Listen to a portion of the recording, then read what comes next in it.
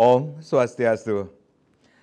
Selamat sore pemirsa, apa kabar Anda sore hari ini? Semoga selalu dalam keadaan sehat. Saya Medi Sekeren Karang kembali hadir dalam dialog Harmoni Bali. Ya, pemirsa, Hari Tuberkulosis Sedunia yang diperingati setiap tanggal 24 Maret setiap tahun ditujukan untuk membangun kesadaran umum tentang wabah tuberkulosis serta usaha-usaha untuk mengurangi penyebaran wabah tersebut. Nah, menurut data yang pernah saya baca, menurut WHO, TBC masih menjadi masalah kesehatan di dunia hingga saat ini. Hari ini atau sore hari ini kita akan berbincang-bincang mengenai seputaran TBC. Yang kita angkat adalah Ayo Bersama Akhiri TBC. Tentunya sudah hadir narasumber yang akan kita ajak berbincang-bincang mengenai topik kita sore hari ini. Ada Dr. Pande Made Andikayasa. Beliau adalah dokter spesialis paru. Om Swastiastu, Dr. Pande. Apa kabarnya? Sehat selalu ya? Sehat selalu. Sehat selalu. Hari ini kita akan berbincang tentang TBC, Dok. Beberapa hari lagi kita akan memperingati Hari TBC Sedunia ya, Dok ya. Ini kenapa kita atau alasan mengangkat topik kita pada sore hari ini, Dok? Ya, alasannya saya kira pertama TBC ini masih menjadi masalah besar ya bagi kita di Indonesia dan juga di dunia terutama. Jadi TBC sendiri untuk di Indonesia kita naik ranking nih. Ya, 2020 kita ranking 3 di dunia setelah India, Cina, Indonesia. Baik. Kemudian 2021 kita naik tingkat dari nomor 2. Itu jadi jumlah kasus TB-nya kalau ranking di sekolah ini mungkin menggembirakan, tapi ini mengkhawatirkan. Mengkhawatirkan ya. Jadi TBC ini adalah penyakit yang menular, gitu ya. Jadi menular. Kemudian dengan mobilisasi manusia saat sekarang kan gampang banget ya kemana-mana, sehingga kemungkinan penularannya akan semakin tinggi. Kemudian kedua, TBC ini menular juga bisa mudah di keluarga misalnya, ya di tempat kerja, di mana sering di ruang tertutup, sehingga akan gampang menulari orang lain. Ketiga, penyakit ini pengobatannya butuh waktu lama, ya, dan tentu memerlukan biaya juga. Kemudian yang ketiga juga dia bisa menyebabkan terjadinya kerusakan pada paru-paru. Ya, jadi banyak pasien-pasien itu usia produktif. Ya, sehingga ketika mereka terkena TB, mereka jadi tidak bisa bekerja, seperti itu, sehingga kan penghasilan tidak ada otomatis, sehingga juga akan sangat mempengaruhi perekonomian juga nantinya. Itu sehingga penting bagi kita ya untuk mengatasi TB ini. Apalagi TB ini sudah bertahun-tahun, jadi pertama kali sudah ribuan tahun yang lalu nih, sudah dari kumannya sendiri ditemukan tahun 1882. Wah, sampai sekarang masih ada, coba dibayangkan. Jadi kan masalah yang terus-menerus kita hadapi. Baik, itu. Dan bisa dikatakan ini juga cukup mengkhawatirkan karena Indonesia berada di peringkat ketiga, kedua di sedunia, bisa dikatakan demikian. Bagaimana, termasuk juga di Indonesia juga bisa dikatakan ini juga menjadi momok juga ya, Dok ya. Kasusnya lumayan. Kalau di Indonesia catatan terakhir, kalau saya tidak salah, naik juga dari tahun 2020 itu sekitar 800 ribuan kasus. Tahun 2021 itu sudah 960-an ribu kasus. Bagaimana dengan Bali, Dok? Dengan Bali sendiri kasus juga lumayan, ya, lumayan banyak. Cuman bagusnya di Bali itu memang capaian kita untuk pengobatan itu bagus, ya. Jadi keberhasilan untuk pengobatan juga bagus, seperti itu. Jadi rata-rata di Bali itu di atas angka nasional lah. Gitu. Seperti itu, jadi cukup bagus sih. Baik, dokter mengatakan ini TBC mudah menular, seperti itu, Dok. Seberapa mudahnya jika seseorang terkena TBC kemudian menularkan kepada orang yang lainnya? Ya, jadi TBC ini kan menular dari pernapasan ya, dari di udara. Jadi saat kita berbicara, saat kita batuk, bersin, menyanyi, seperti itu, maka kuman itu akan keluar ke udara. Kemudian itu akan terhirup oleh orang lain. Nah, sekarang tergantung. Pertama adalah seberapa banyak jumlah kuman yang dikeluarkan. Kedua juga berapa lama kita berinteraksi dengan orang tersebut. Misalnya kalau satu rumah kan tentu interaksinya lebih lama. Kemudian ketiga juga daya tahan tubuh orang yang menerima kuman tersebut. Seperti itu akan sangat mempengaruhi juga. Kalau kita lihat, jadi 10-15% orang itu setelah menghirup kuman itu akan menjadi sakit TB. Gitu. Apa yang harus diketahui tentang TB ini sendiri, Dok? Untuk TB sendiri, saya kira satu tentu kita harus mengenali seperti apa sih penyakit TB ini, gejalanya seperti apa. Jadi kita harus mengenali gejalanya, yaitu yang paling sering adalah batuk. ya, jadi batuk yang lebih dari 2 minggu. Biasanya disertai dahak, kemudian juga kadang batuk berdarah, gitu ya, isi darah batuknya. Kemudian ada juga dengan penurunan berat badan, kemudian nafsu makan yang menurun, kemudian juga ada demam-demam, ya sore-sore biasanya kok demam gitu ya. Kemudian ada juga yang dengan keringat malam, jadi malam-malam itu kok kita keringetan ya, padahal cuaca dingin, tapi kok keringat banyak sampai basah tempat tidurnya, itu kita harus mulai waspada. Ya, periksakanlah diri. Periksakan diri, pemeriksaannya simpel sebenarnya, jadi pemeriksaan dahak saja, itu bisa dikerjakan di puskesmas, di rumah sakit, di pelayanan kesehatan bisa mengerjakan itu.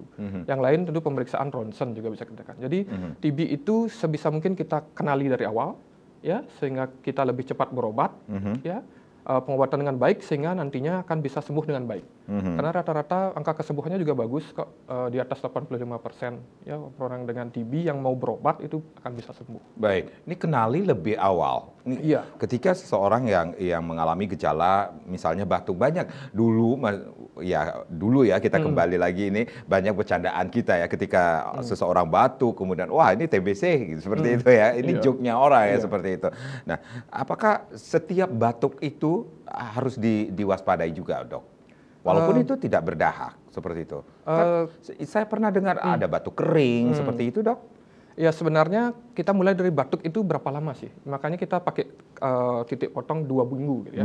Untuk batuk kita lebih dari 2 minggu terus menerus setiap hari batuk, apalagi bertambah berat ya setiap harinya, lebih dari 2 minggu, ya kita harus mulai waspada. Apalagi kalau misalnya kita juga mengalami kok kita demam-demam gitu ya. Kemudian kok berat badan turun ya 1 kilo ini saya nggak ada diet, nggak ada apa, tapi kok berat badan turun sampai 5 kilo gitu. Ya jadi kita harus mulai waspada itu. Pada asupan atau konsumsi makanan juga. Iya nggak ada berkurang rasanya gitu, nggak ada diet lah istilahnya kan. Itu yang harus diwaspadai. Untuk mengetahui bahwa kita bisa saja menuju ke arah gejala TB itu sendiri adalah dengan melakukan pemeriksaan seperti itu. Iya. Itu salah satunya, Dok. Salah satunya. Jadi pemeriksaan nanti kan dokter akan menggali lagi ada sih gejala-gejala lain selain batuk itu sendiri. Ya, jadi dicari gejala yang lain. Kemudian kalau memang ada kita lakukan pemeriksaan dahak. Ya, pemeriksaan dahak itu hasil dalam 1-2 hari sudah jadi kok. Ya, jadi cepat itu pemeriksaan dahak. Jadi di sana kita bisa tahu. Kemudian kalau memang gejala ada jika diperlukan kita melakukan ronsen juga, ronsen dada. Itu kalau sudah ada plek-plek ya, orang bilang zaman dulu plek-plek itu ya kita akan curiga oh ini kemungkinan TBC. Oke, gitu. baik. Sebenarnya apa yang menyebabkan seseorang bisa didiagnosis TBC itu sendiri, Dok? Penyebab dari TBC itu sendiri? Penyebab TBC itu adalah kuman ya, bakteri. Jadi namanya Mycobacterium tuberculosis gitu. Ya. Jadi itu adalah kuman yang penularannya itu lewat udara. Ya, kemudian masuk ke paru-paru. Memang TBC ini utamanya infeksi pada paru, tetapi dia bisa juga ke organ yang lain. Jadi bukan hanya bisa menyerang paru-paru saja, bukan tetapi hanya bisa paru-paru, menyerang organ yang lain ya? Iya, yang lain misalnya itu adalah otak, ya, jadi ada meningitis TB, ya, kemudian tulang juga bisa, kemudian selaput paru-paru, jadi ada orang bilang ada paru-paru basah atau si cairan di paru-parunya, ya. Kemudian bisa juga ke selaput jantung, ya bahkan hampir semua organ di tubuh kita bisa terkena TB, ya seperti itu.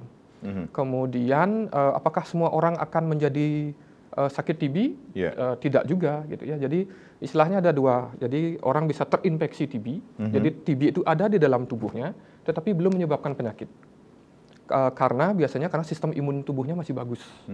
Tetapi begitu sistem imun tubuhnya itu menurun, ya misalnya dia misalnya HIV gitu ya, atau dia kencing manis ya, atau dia gizi kurang, atau dia mungkin pasien transplantasi yang meminum obat-obat yang menekan daya tahan tubuh, sehingga kumannya itu yang dari awalnya tidak aktif sembunyi di dalam tubuh dia bisa bebas, muncul lagi. Ya muncul sehingga muncullah penyakit TB. Jadi mulai ada keluhan, ya mulai ada batuk-batuk, demam dan sebagainya, mulai ada kerusakan di paru-paru seperti itu. Kuman TB ini bisa menyerang siapa saja sih, Dok? Semua orang bisa diserang TB ini, semua umur bisa. Ya, tapi segala umur seperti itu ya semua.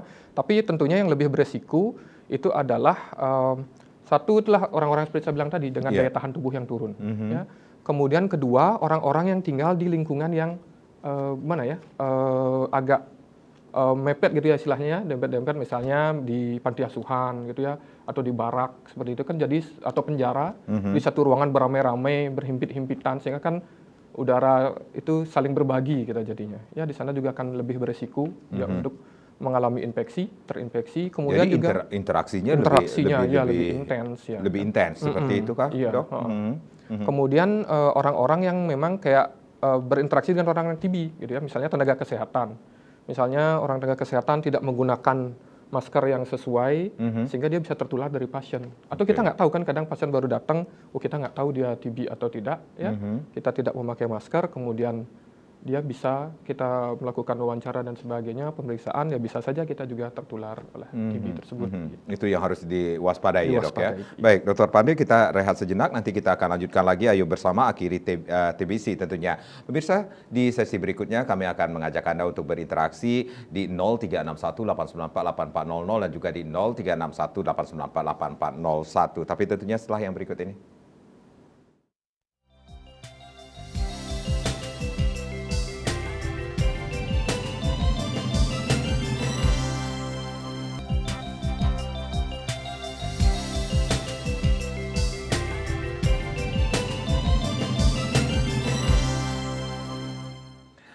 Ayo bersama akhiri TBC, masih menjadi topik kita di Harmoni Bali sore hari ini. Silakan Anda yang ingin bergabung bersama kami di 0361 894 8400 dan juga di 0361 894 8401. Ada Dr. Pandey yang akan memberikan solusi yang terbaik.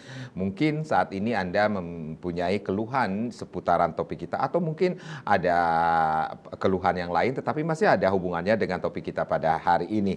Dok, kalau kita berbicara tentang hari TBC sedunia, penyakit pun dirayakan ya, Dok ya. bahkan sedunia pada tanggal 24 Maret ini sendiri. Seberapa pentingnya kita momen ini bagi masyarakat luas, Dok? Iya, momen ini saya kira adalah gimana kita meningkatkan awareness ya, awareness masyarakat terhadap penyakit TB ini sendiri. Ya, jadi seperti saya bilang tadi, semakin cepat kita mengenali gejala TB, semakin cepat orang itu berobat, semakin awal kita obati penyakit TB, maka hasilnya akan semakin baik. Ya. Kemudian pemerintah juga menaruh perhatian yang cukup besar ya terhadap TB ini. Jadi target pemerintah ini untuk eliminasi TB ini tahun 2030 gitu ya. Semoga kita bisa mencapai itu. Banyak program yang tahun ini digalakkan itu adalah kerjasama sektoral. Jadi dengan berbagai bidang-bidang lain gitu ya. Jadi dari mungkin pendidikan gitu ya, bahwa edukasi tentang TB, kemudian juga dengan pekerjaan itu ya, dinas tenaga kerja, bahwa pasien-pasien TB itu harus dibantu oleh perusahaan untuk berobat dan jangan malah diberhentikan gitu ya, karena nantinya akan timbul stigma kan. Stigma terhadap TB itu cukup jelek juga sekarang ya, jadi orang malah menutup diri ya, jadi dia menutup diri, tidak mau berobat ya, seperti itu tentunya nanti penularan TB tidak akan bisa kita hentikan. Jadi salah satunya kita mengatasi stigma itu. Selain itu juga pemerintah juga sekarang menggalakkan kita istilahnya mencoba mengatasi pasien-pasien yang terinfeksi TB tapi belum sakit TB seperti yang saya bilang tadi. Misalnya pasien di satu keluarga nih, ada satu bapaknya misalnya TBC dengan dahak yang positif. Ya, kemudian dari puskesmas itu akan atau fasilitas kesehatan lain itu akan mencoba untuk secara aktif memeriksa yang di dalam keluarga itu yang melakukan kontak. Misalnya ibunya, istrinya, anak-anaknya ya, itu akan diperiksa juga, gitu ya. Kemudian jika mereka memang sakit TB juga, ya kita obati langsung. Tapi misalnya mereka hanya tidak ada keluhan TB-nya, tapi mereka kontaknya erat, ya. Atau kita bisa lakukan pemeriksaan namanya tes tuberkulin atau tes IGRA itu untuk menentukan bahwa dia ada kuman TB nggak sih di tubuhnya. Itu bisa ya. Nah kalau itu positif kita bisa lakukan pemberian obat pencegahan TB. Ya, obat pencegahan TB, jadi diberikan obat supaya tidak menjadi sakit TB gitu ya. Obat itu ada beberapa pilihan, yang paling terbaru itu jadi minum 2 obat, cuman seminggu sekali minum obatnya selama 3 bulan. Ya itu sudah cukup, itu sudah terbukti dapat mengurangi risiko kita untuk menjadi sakit TB. Gitu. Jadi lebih awal kita coba untuk mencegah orang menyebarkan kuman TBC tersebut. Berarti ada usaha-usaha dari pemerintah dalam menanggulangi atau mengeliminasi TBC ini sendiri, Dok ya? Baik, bagaimana dengan kolaborasi seluruh pihak dalam eliminasi TBC ini sendiri, khususnya di Indonesia, Dok? Eliminasi ini saya kira pemerintah sangat menaruh perhatian besar ya, dari sampai ada Perpres juga yang bahwa penanganan TB ini harus dilakukan lintas sektoral. Yeah. Ya, saya ikut terakhir itu pertemuan di Bali, ya itu pertemuan lintas sektoral untuk membahas tentang bagaimana kita mencapai eliminasi TB tahun 2030 ini.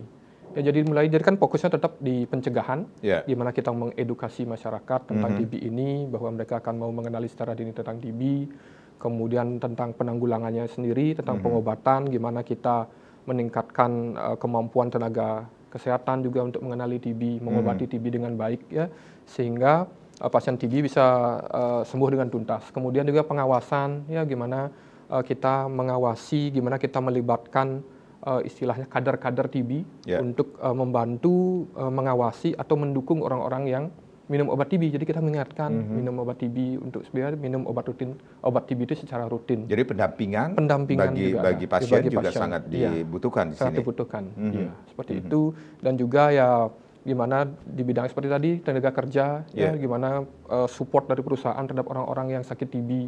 Kemudian dari segi ini juga perumahan juga, gimana kita membuat perumahan atau misalnya rumah susun gimana yang bagus, ya, sehingga orang tidak terlalu berhimpit-himpitan.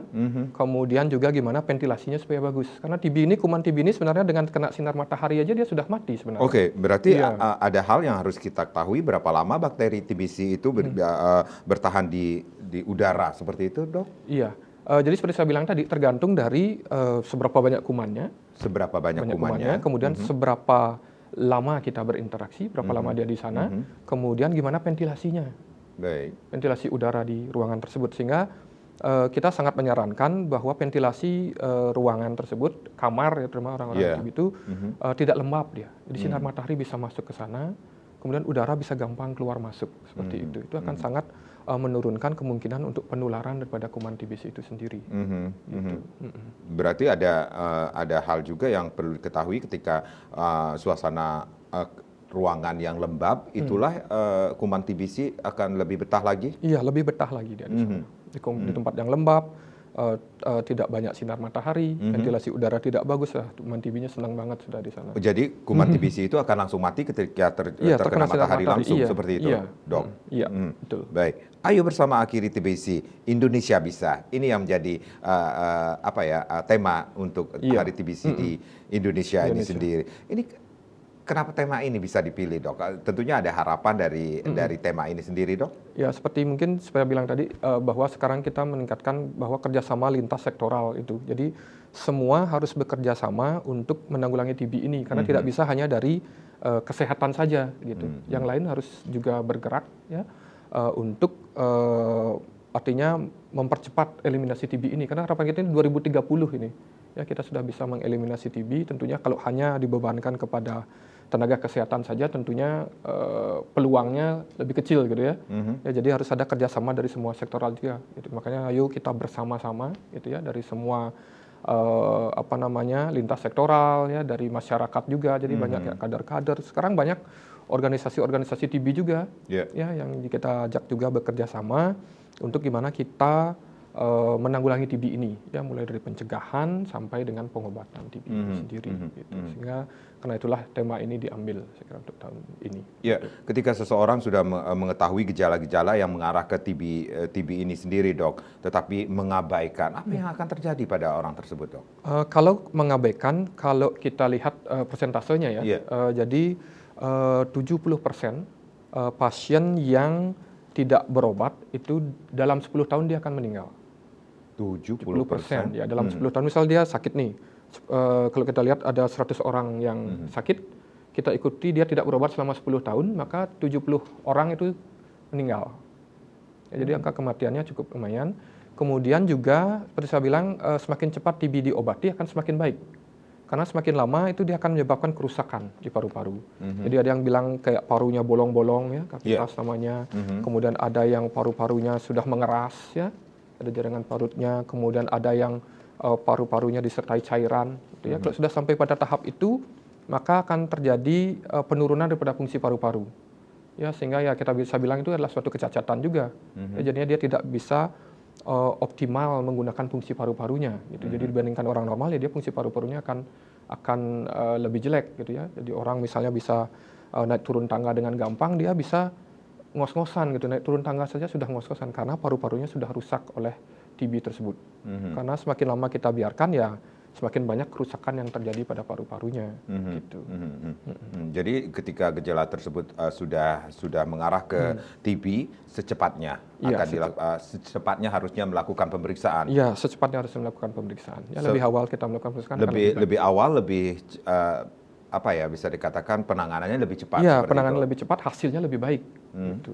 Ya, hasil pengobatan akan lebih baik. Hasilnya Iya. itu jaminan bagi seseorang untuk dilakukan pengobatan lebih cepat, Dok. Iya, jadi seperti saya bilang angka keberhasilannya sampai 90% ya, di atas 85%. Kalau kita obati lebih awal tuh keberhasilannya sebanyak itu gitu ya. Jadi memang bisa disembuhkan TB itu. Apakah ada pengobatannya akan berbeda ketika seseorang yang mengabaikan gejala tersebut dengan orang yang begitu gejala itu muncul langsung melakukan pemeriksaan, Dok?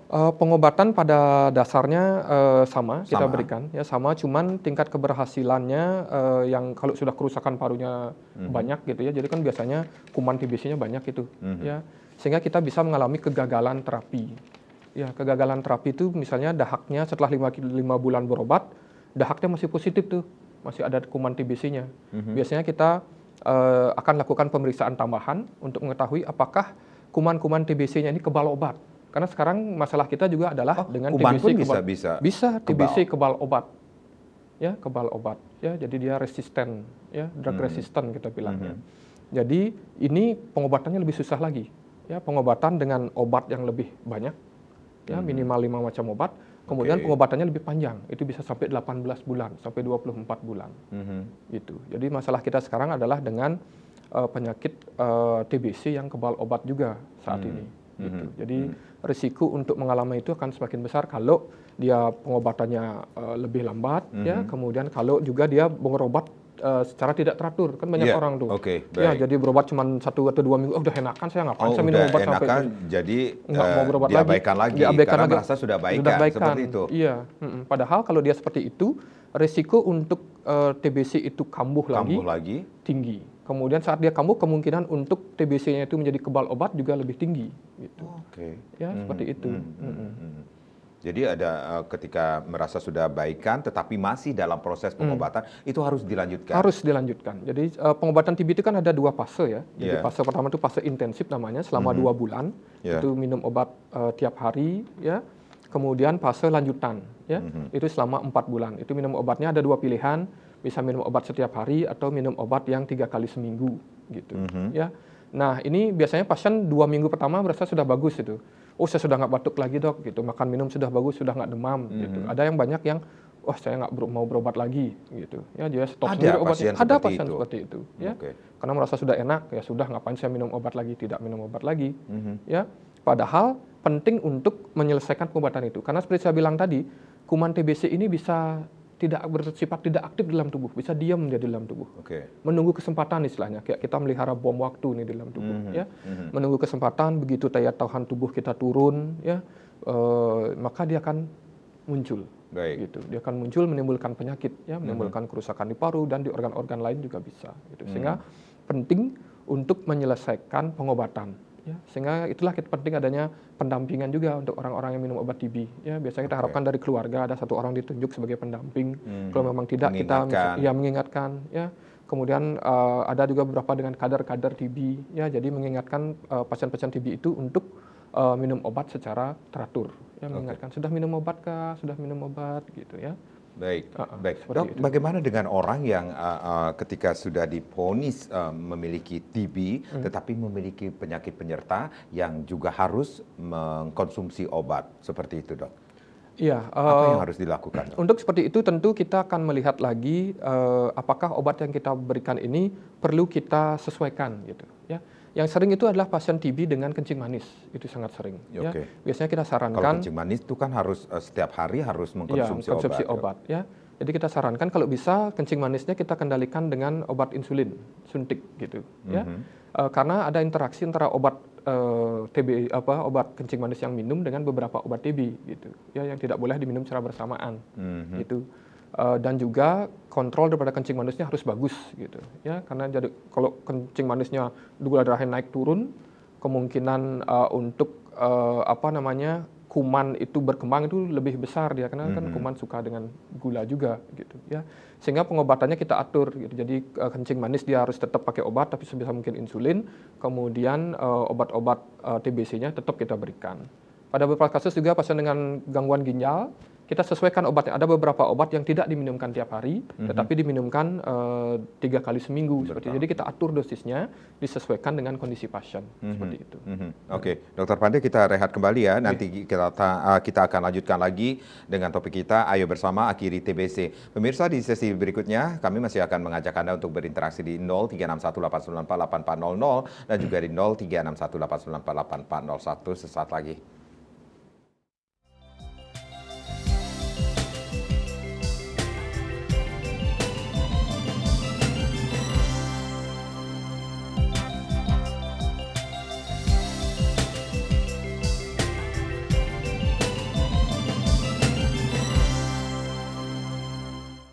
Ya, terima kasih Anda yang baru saja bergabung bersama kami. Masih bersama Dr. Pandey Made Andikayase, dokter spesialis paru tentunya. Ayo bersama akhiri TBC, masih menjadi topik kita pada sore hari ini. Silakan Anda yang ingin bergabung bersama kami, line kembali kami buka di 0361894800 dan juga di 0361894841 tentunya. Dr. Pandey akan memberikan solusi yang terbaik bagi Anda tentunya jika mengalami hal seperti topik kita ya, atau ada hubungannya dengan topik kita tentunya. Dok, berarti ketika seseorang yang sudah terkena divonis TBC ini sendiri harus menjalani pengobatan selama bisa dikatakan 6 bulan 6 ya dok bulan, ya. ya minimal Satu 6 bulan. Fase yang pertama itu 2 bulan, kemudian fase lanjutannya 4 bulan. Itu dosisnya apakah akan berbeda pada saat fase pertama dan fase lanjutan ini sendiri dok? Iya. Jadi untuk dosis sendiri memang berbeda ya. Jadi untuk fase pertama itu fase intensif kita bilangnya, itu dalam satu obat itu ada 4 macam obat, jenis obat ya. Jadi 4 macam jenis obat itu harus dikonsumsi. Iya, di dalam satu kapsul. Iya, di dalam satu tablet itu. Kemudian di fase kedua, fase lanjutan itu hanya ada 2 macam obat di sana. 2 macam obat dengan dosis yang memang sudah lebih rendah dari yang awal itu. Gitu.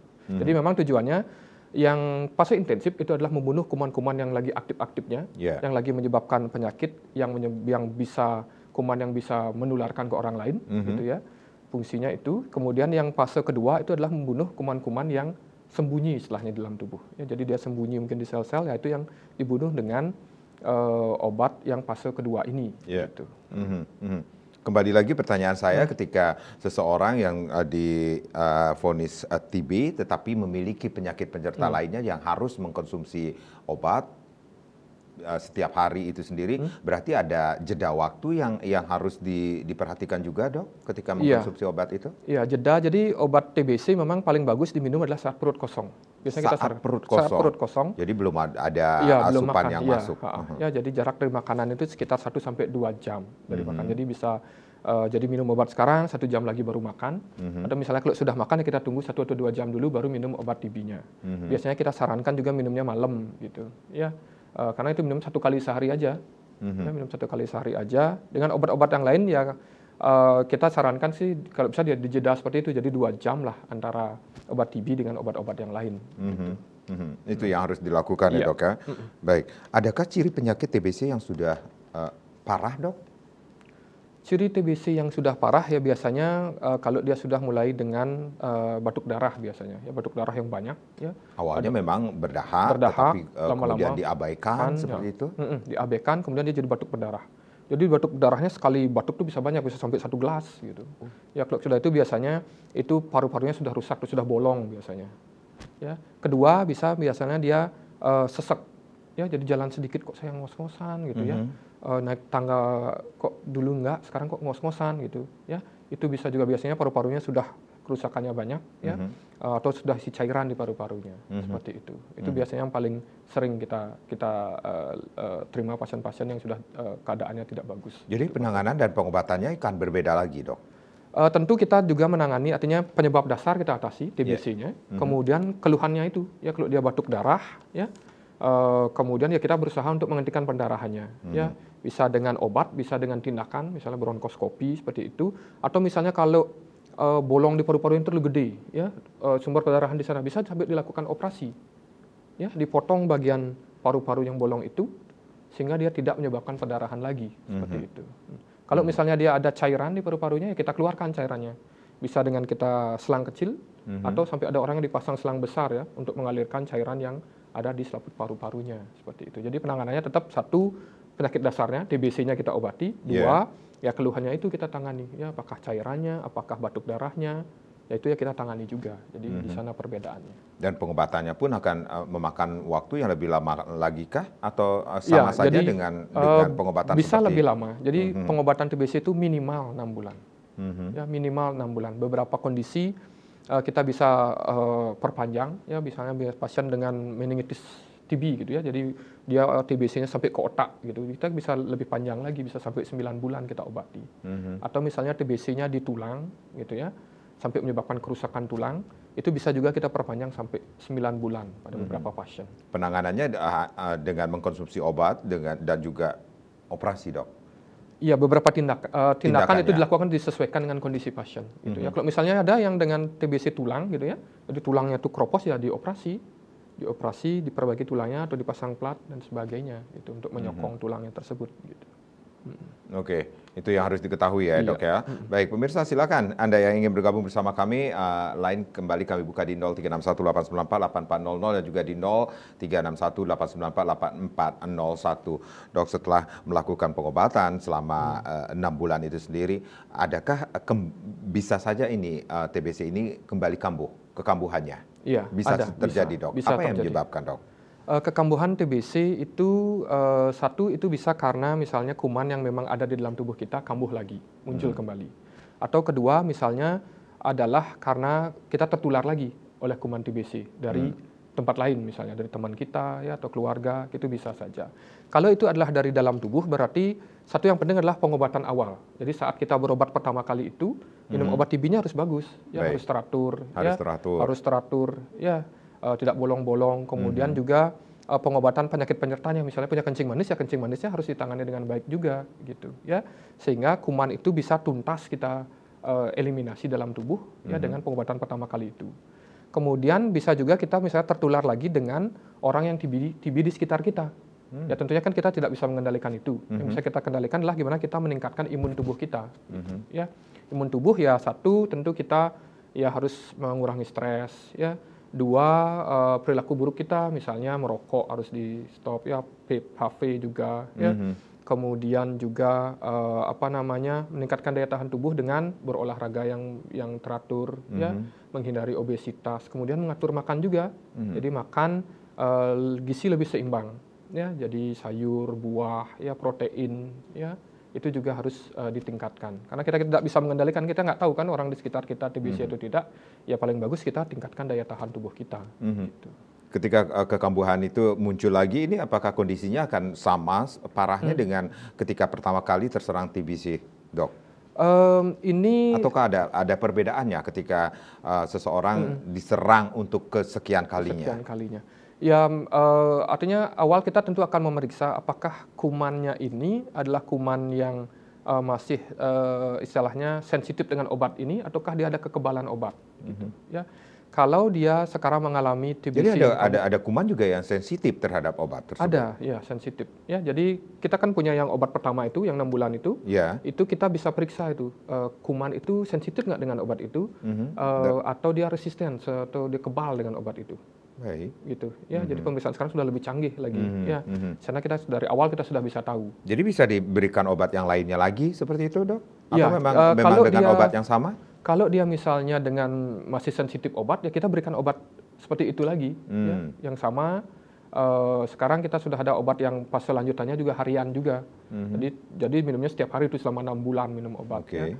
Tapi kalau dia dengan TBC yang kebal obat, seperti saya bilang tadi, kita akan obati dengan obat-obat yang dia masih sensitif. Kita pakai pilihan lain obatnya, gitu. Ya, jadi awal kita akan berikan obat itu minimal kita berikan 5 macam obat nih, 5 macam obat, dan pengobatannya seperti saya bilang tadi lebih panjang dia sampai 18 bulan. Tapi itu tentu kita akan periksa dulu. Dia kebal dengan obat yang mana sih gitu. Kan nggak ada gunanya kita memberikan obat yang kumannya itu kebal gitu. Ya, jadi kita sebisa mungkin memberikan obat-obat yang memang kuman itu sensitif dengan obat tersebut, baru kita berikan jenis yang itu. Gitu. Jadi harus teratur banget mengkonsumsi obat itu sendiri ya dok Iya, ya. sebisa mungkin Kalaupun teratur mungkin minum obat. bolong sehari 2 hari itu bisa berpengaruh juga dok. Dia berpengaruh ada, tetapi apakah signifikan itu belum tentu, tergantung ya berapa lama.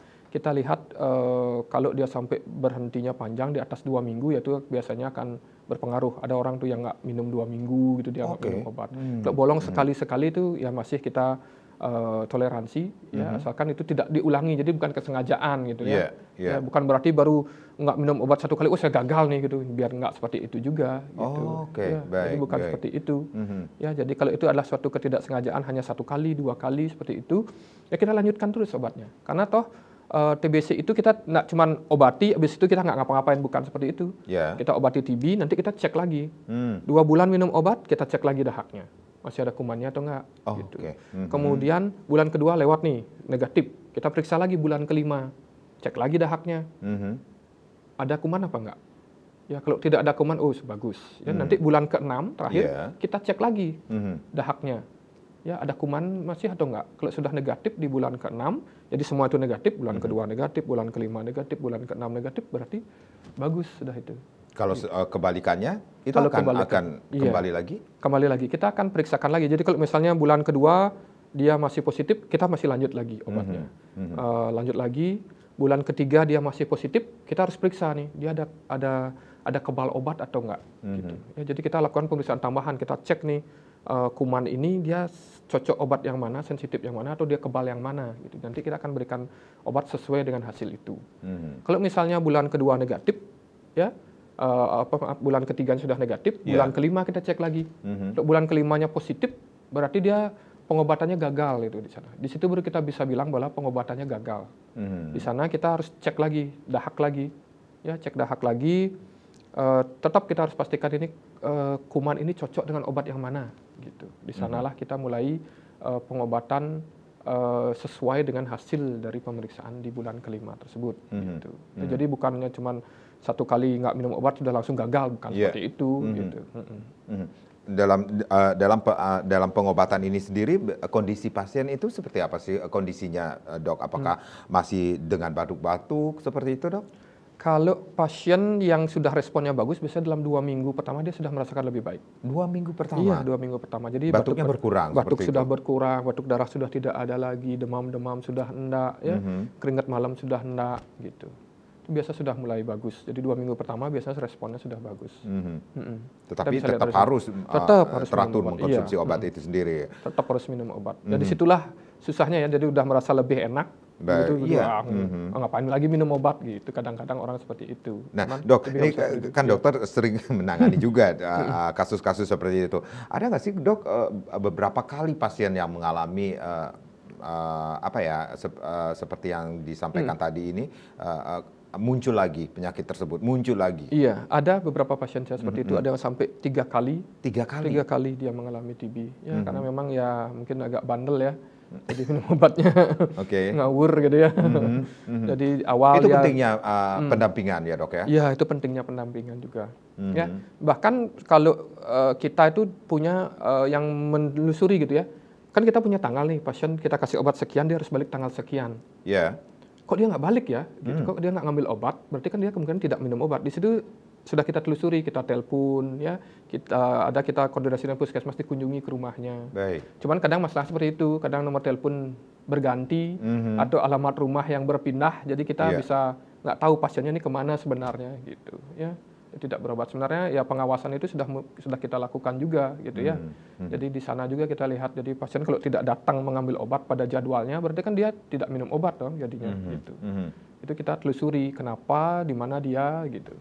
Kalau berpindah alamat pun seharusnya bisa di tempat lain melanjutkan, ya, bisa di tempat seperti lain. Itu dok? Ya bisa misalnya pindah daerah gitu, pindah kota gitu ya, bisa. Nanti kita berikan surat rujukan bahwa dia pengobatan TB, obatnya seperti ini. Nanti kita akan sampaikan itu sampai obatnya pun kita berikan dia. Nanti akan dia mulai pengobatan di tempat lain, ya di sana tempat lain lah, itulah yang akan mengawasi dia minum obat nantinya. Mengawasi dia minum obat, mengawasi perkembangannya dia, melakukan pemeriksaan dahaknya dia, itu akan di referral ke tempat barunya dia itu. Gitu. Sebenarnya bisa, gitu ya. Jadi mau berpindah tempat berobat bisa. Baik.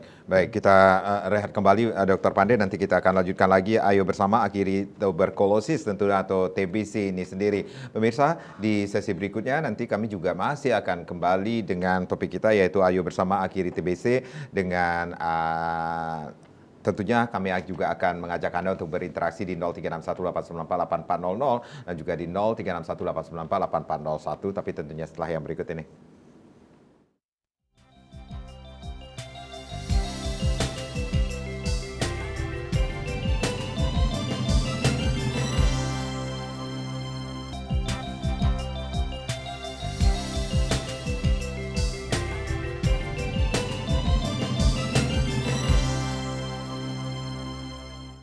Ayo bersama akhiri TBC masih menjadi topik kita di Harmoni Bali sore hari ini, masih bersama Dr. Pandey Made Andikayasa, spesialis paru tentunya. Silakan, masih ada sisa waktu, Anda bisa menghubungi kami di 0361894800 dan juga di 0361894841 tentunya. Dok, tentunya ada harapan juga bagi kita untuk menurunkan ranking lagi setelah ranking kita naik lagi. Ini usaha dari pemerintah untuk mengurangi penyakit TBC ini juga sudah sangat gencar sekali ya dok ya. Termasuk juga di Bali ini sendiri dok. Iya. Usaha-usaha tersebut bisa dikatakan apalagi dengan tema yang dipilih pada Hari Tuberkulosis Sedunia ini sendiri, ayo bersama akhiri TBC untuk nasional ini, Indonesia bisa. Dan berarti ini ada hal-hal harapan juga ya dok ya. Iya. Seperti itu dok? Iya. Ya, jadi kan harapannya kita berusaha untuk artinya melakukan eliminasi TB seperti yang bilang tahun 2030 ya. Jadi sebisa mungkin kita menang melawan TB ini gitu yang kita harapkan ya. Tentunya kerjasama semua pihak yang diharapkan ya, mulai dari bilang tadi pencegahan itu, kemudian gimana pasien mau berobat ya, kemudian menghilangkan stigma daripada TB itu sendiri. Kemudian juga pengobatan pada orang-orang yang terinfeksi TB juga, bukan hanya yang sakit TB tapi juga yang terinfeksi atau yang kontak erat dengan pasien-pasien TB itu juga mulai digalakkan untuk saat ini. Jadi kita berusaha untuk memutus rantai penularan ini lebih dini, lebih awal gitu ya. Seperti itu sih yang sekarang kita fokuskan. Iya, penularan sekali lagi ini yang penting sekali bagi masyarakat juga ketahui, ini penularan TBC itu sendiri hanya melalui udara itu sendiri saja kah, dok? Iya, jadi penularan memang utamanya dari udara. Jadi yang kalau sudah TBC paru itu yang bisa menularkan. Karena kuman-kuman itu akan dikeluarkan bersama napas kita saat kita berbicara, saat kita batuk, bersin ya, bernyanyi, seperti itu dia akan keluar. Jadi yang bisa menularkan itu adalah TBC paru-paru. Ya. Sehingga itu yang kita berusaha untuk atasi juga sehingga penularan tidak terlalu banyak. Ya. TBC yang lain penularannya tidak seperti paru. Jadi misalnya TBC pada otak gitu ya, itu tidak menular dia. TBC pada tulang juga tidak menular seperti itu. Tapi TBC paru-paru iya dia menular. Seperti itu. Berarti ada cara mematikan kuman TBC itu sendiri hanya dengan obat itu sendiri, kemudian ada sinar matahari, seperti itu dok? Iya, ya jadi ya seperti itu. Jadi lingkungan ya kita jaga, ya jadi ventilasi udara, sinar matahari, ya. Kemudian kalau emang sudah positif TB ya segeralah berobat seperti itu, dan juga ya peningkatan daya tahan tubuh tentunya. Ya jadi stop merokok, olahraga, kurangi stres, gaya hidup, ya atur makan. Seperti itu yang bisa kita lakukan. Ada hubungannya dengan garis keturunankah penyakit TBC ini sendiri dok? Penyakit TBC ini tidak ada hubungan dengan garis keturunan. Tidak ada. Cuman memang kan orang melihatnya, bapaknya TBC, anaknya juga TBC. Dikira itu keturunan. Tapi itu karena penularan. Harus diluruskan ya. Ya, itu penularan. Bapaknya sakit TBC, satu rumah sama karena anaknya. Karena interaksinya lebih apalagi lebih anaknya intense, misalnya yang ngurus, interaksi lebih intens, dia tertular. Tertular oleh TBC yang dari bapaknya. Gitu. Bukan karena keturunan di sana, ya. Bukan karena keturunan. Gitu. Jadi lebih karena penularan tersebut. Ya itulah yang coba kita atasi sekarang. Jadi kita lebih awal nih mengenali, siapa sih yang kontak erat dengan orang yang sakit ini, gitu. Misalnya anaknya, istrinya, Yeah. kita periksa lebih awal, ya. Kalau sudah ketemu misalnya dia sakit TBC, kita obati lebih awal. Kalau dia memang hanya terinfeksi, kita berikan obat pencegahan TBC. Itu juga yang kita coba atasi sekarang. Ada hal-hal yang sudah dilakukan, Dok, sosialisasi, kemudian edukasi kepada masyarakat betapa pentingnya untuk menekan angka TBC ini Ya, sendiri, Dok. tentunya edukasi ini ya yang harus kita memang tingkatkan. Kan sekarang sudah mulai banyak media sosial ya. Saya kira Bali TV ini juga salah satunya ya, dengan acara Bali TV ini juga kita berusaha untuk mengedukasi masyarakat gimana sih gejala TB itu, gimana penularannya, gimana kita bisa mencegahnya, apa pentingnya kita berobat lebih awal seperti itu ya. Kita harapkan nantinya juga edukasi ini bisa disampaikan misalnya ke sekolah-sekolah seperti itu ya. Kita sih tetap berusaha untuk memberikan edukasi baik itu media sosial, di rumah sakit juga kita berusaha untuk memberikan kan ada istilahnya di rumah sakit juga ada yang humas seperti itu yang juga membuat pamflet-pamflet, juga kita melakukan penyuluhan-penyuluhan di poli seperti itu juga kita lakukan untuk meningkatkan awareness masyarakat terhadap penyakit TB ini. Ya salah satunya acara TBD ini ya yang 24 Maret juga untuk meningkatkan awareness ya daripada masyarakat tentang ada loh yang namanya penyakit TBC gitu ya. Kadang orang juga nggak tahu apa sih TBC itu gitu ya. Disitulah kita berusaha untuk meningkatkan awareness-nya. Kalau dulu sih sering dipakai joke ya, ketika batuk dikit TBC lu gitu, seperti itu ya, Dok ya, tetapi mereka belum mengetahui. Iya. Seperti apa sih Sebenarnya? Ya TBC itu, bahwa TBC itu ya bisa dicegah, bisa diobati sampai sembuh gitu. Sampai sembuh. Sampai sembuh. Kalau memang pasiennya rajin seperti itu. Berobat, iya. Kalaupun tidak rajin nantinya akan terjadi kekambuhan lagi seperti itu, Dok. Ya. Seperti itu. Saya selalu bilang sama pasien, Ya, apa yang sering ditekankan? jadikanlah obat itu sebagai teman gitu. Jangan kita sudah awal berpikir saya harus minum obat ini nanti saya gini saya nanti itu, tidak.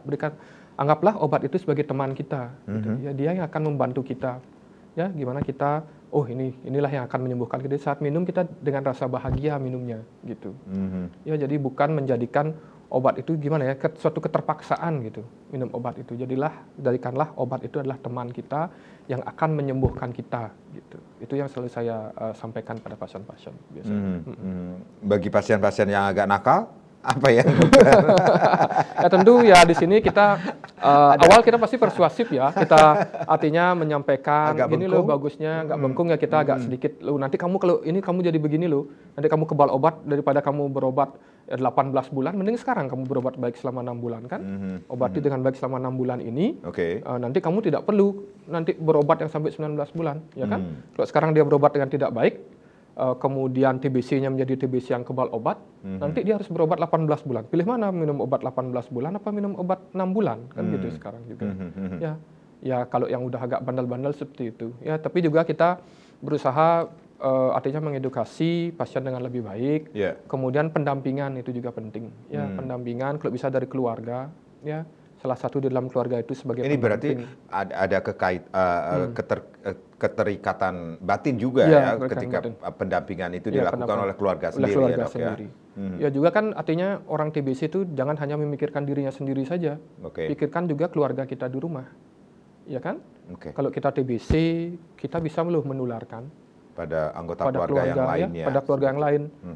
Istri kita, anak-anak kita, apa kita mau seperti itu? Secara psikis juga akan berpengaruh terhadap seorang yang mengidap penyakit TBC itu sendiri, Dok? Secara psikis karena dari lingkungan juga akan mempengaruhi. Ya itu makanya stigma itu sendiri ya, Dok, yang harus kita coba atasi. Ya. Bahwa pasien TB itu gimana ya? Kalau dia sudah minum obat dengan baik, 2 minggu pertama sampai 2 bulan itu dia sudah tidak menularkan lagi. Ya. Jadi dia sudah tidak menularkan lagi. Jadi dia minum obat itu adalah untuk membunuh kuman-kuman yang diam di dalam tubuhnya. Jadi kita jangan, ini orang TBC kita harus tidak ketemu dia selama 6 bulan, nggak seperti itu. Ini stigma yang harus diluruskan juga ya, karena kita tidak menutup mata ketika terjadi hal tersebut. Ini dari pengalaman dari kecil pun saya jangan dekat-dekat dia seperti itu, seperti itu. Karena dia kalau dulu sering TBC, tetapi sekarang penyebutannya TB seperti itu, Dok. Iya, TBC sama juga. Sama aja, Dok ya. Aja. Dan itu yang harus ditekankan, diedukasi kepada masyarakat. Ya, jadi seperti itu. Jadi bahwa tidak sepanjang 6 bulan itu pasien itu bisa menularkan tidak ya. Kalau dia sudah berobat dengan baik selama 2 minggu pertama saja, kemungkinan dia untuk menularkan kepada orang lain itu sudah jauh menurun. Oke. Gitu. Ya, jadi jangan artinya jangan dekat-dekat 6 bulan, nggak mungkin kan orang 6 bulan nggak apa namanya dijauhi gitu ya di keluarga, misalnya diisolasi, istilahnya nggak diajak ngobrol, nggak diajak makan bareng sama 6 bulan full kan, ya gimana rasanya gitu ya. Jadi orang jadinya, aduh saya nggak usah bilang lah saya TB gitu kan, gitu jadinya. Jadi ketika seorang yang divonis TB ini sendiri, ada hal-hal juga yang perlu diketahui ini, apakah anggota keluarganya juga bisa melakukan aktivitas bersama atau memang bisa ya. Apa jadi yang harus diketahui itu? Satu, tentunya saat awal pengobatan dia harus minum obat yang pertama 2 minggu itu, kita harapkan sih memang dia tetap memakai masker ya, punya kamar sendiri dengan ventilasi yang bagus. Kemudian kalau dia batuk, dahak jangan dibuang sembarangan. Baik. Ya jangan kecuh ke sana sini gitu. Jadi tampunglah ya. Jadi misalnya diisi bahan-bahan yang desinfektan itu, meludahlah ke sana. Gitu. Ya, terutama saat 2 minggu pertama gitu. Nah, setelah itu kemudian alat-alat makan sebenarnya tidak perlu yang dipisahkan gitu ya. Orang bilang kan ya nggak perlu, yang penting dia dicuci dengan baik ya, dengan apa namanya, bahan-bahan pencuci piring itu sebenarnya sudah mati kumannya. Ya, tidak perlu. Memang kita tidak sarankan untuk berbagi makanan. Ya, sepiring berdua saling suap ya jangan. Waduh, ini kayak lagu ya. Sepiring berdua. Itu yang harus diketahui ya, Dok ya. Baik. Ini stigma yang penting diluruskan. Baik. Dok, ada yang ingin dokter sampaikan kepada pemirsa sehubungan dengan Hari Tuberkulosis Sedunia yang akan kita peringati tanggal 24 Maret ini, Dok? Tentunya kita berharap bahwa dengan kegiatan edukasi yang kita lakukan, masyarakat itu lebih aware ya dengan penyakit TB ini, lebih tahu apa sih itu penyakit TB, kemudian penularannya seperti apa, gejalanya seperti apa, bahwa kalau kita mengenali TB itu lebih awal, memeriksakan diri lebih awal, dapat mengobati dengan sedini mungkin, bahwa hasilnya akan bagus gitu ya. Kita bisa sembuh tanpa ada bekas lagi gitu ya. Jadi itu sangat penting. Jadi juga kita berusaha untuk agar ya stigma terhadap orang-orang dengan TB itu ya kita sebisa mungkin mengurangi itu. Ya, jadi orang akan tidak sembunyi-sembunyi lagi gitu ya. Jadi menyembunyikan sakitnya, tidak mau berobat seperti itu ya. Jadi tetap edukasi kita untuk gimana kita mencegah TB dengan kemudian gimana mengobati dengan baik ya. Jadi di dinas sendiri itu ada namanya TOS gitu ya. Jadi temukan, obati sampai sembuh TBC. Oke. Gitu. TOS itu yang harus dipahami juga ya, Dok ya. Iya. Baik. Semoga apa yang kita berbincangkan pada sore hari ini memberikan manfaat bagi pemirsa Bali TV di mana saja berada. Dr. Pandi, terima kasih sudah sharing. Saya Made Sekedar Karang, terima kasih. Sampai jumpa. Om Santi Santi Santi Om.